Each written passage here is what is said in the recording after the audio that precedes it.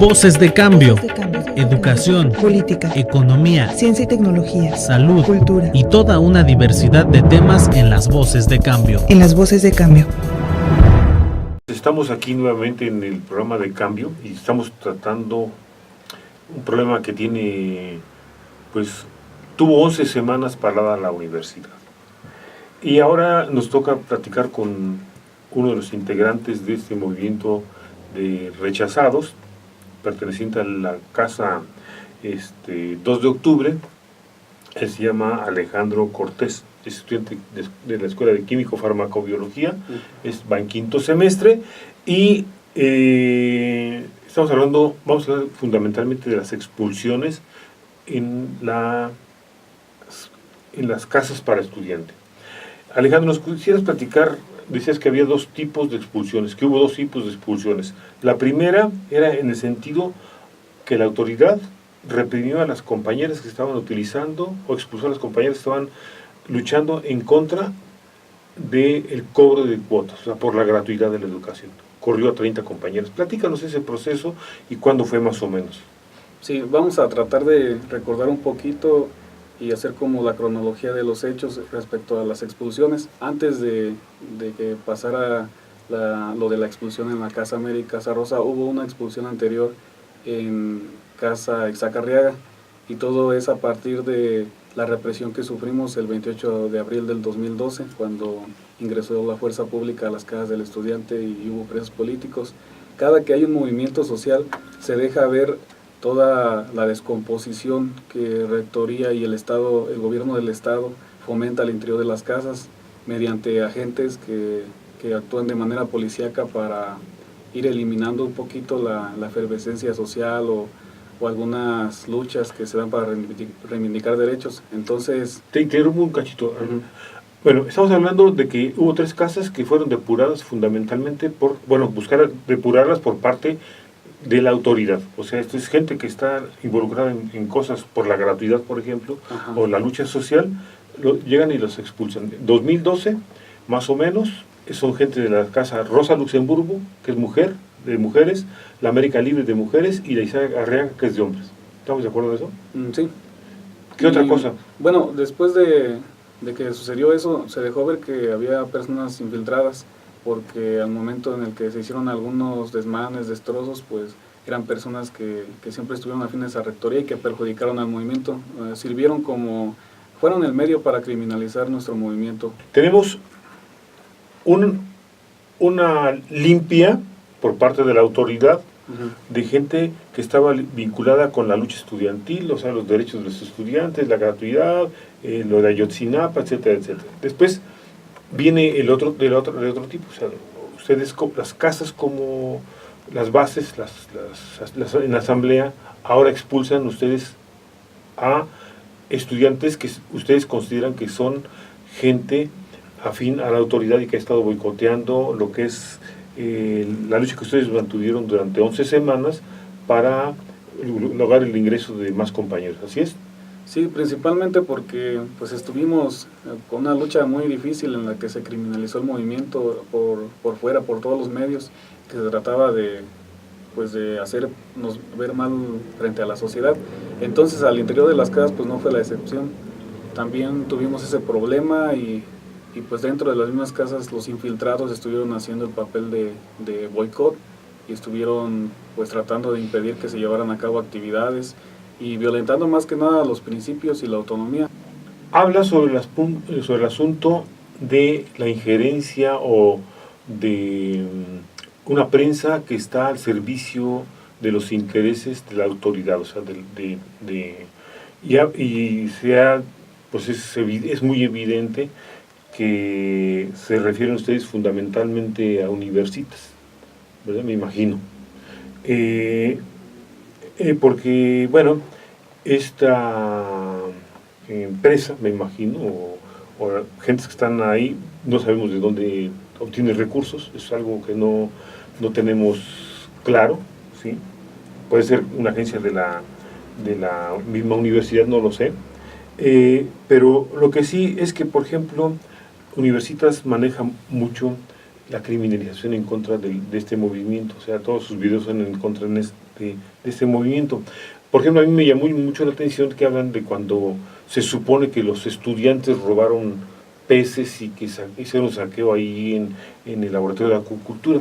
Las cámaras de la universidad simplemente se ve como unos jóvenes se deslizan por una barda, como entran pero no sacan absolutamente nada, o sea, no hay ningún robo.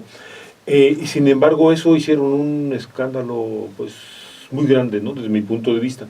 Pero raramente, muy raro no ver en ese mismo medio cuando la autoridad, o sea, el secretario y gente afín al secretario de la universidad llegan y rompen las rejas, las puertas con lujo de violencia, cosa que ustedes creo que nunca hicieron, ¿no?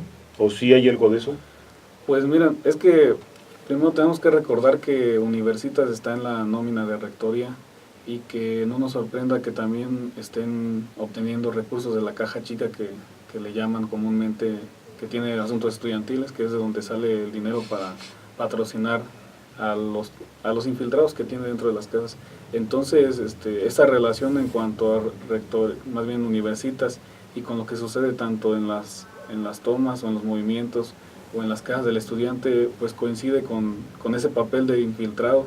Entonces creemos que Universitas también es un infiltrado, es un agente más de rectoría y que pues no es un medio de comunicación serio, porque siempre ha estado pues criminalizando y ha estado diciendo mentiras. Lo que pasó en biología es un ejemplo claro. Insisto, yo no vi en Universitas nunca el hecho violento cuando dijo, inclusive el secretario, cuando tumbaron las rejas y las puertas de la entrada principal de la universidad, nunca vi eso en ese medio.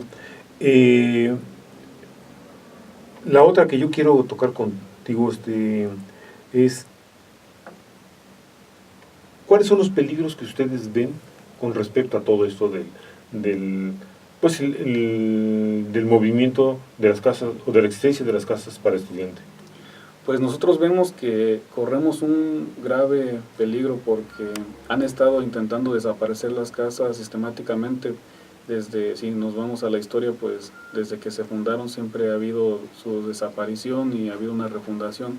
Entonces vemos que en el contexto en el que nos encontramos se están preparando las condiciones para desaparecerlas paulatinamente. No van a hacerlo pues de una forma rápida, sino que esto es lento. Vemos que el primer paso que dieron fue pues la reglamentación de las casas, que es impuesta, y el segundo paso es la eliminación del movimiento de aspirantes y rechazados, que es lo que trataron de hacer este año con la nueva política de ingreso. La siguiente, yo creo que ha habido en las casas para estudiantes, para nadie es desconocido que hay, por supuesto, gente que utiliza eso como una caja chica. Esto es, o sea, no hay una transparencia en las casas para estudiantes diciendo, tenemos 100 moradores, de estos son 10 de esta facultad, de esta prepa, etcétera. Nunca hay esa transparencia. Entonces eso da pie, a que la autoridad también maneje. Dicen que 5,000 estudiantes hay en las casas para estudiantes, ¿no? Y que hay, ¿cuántas?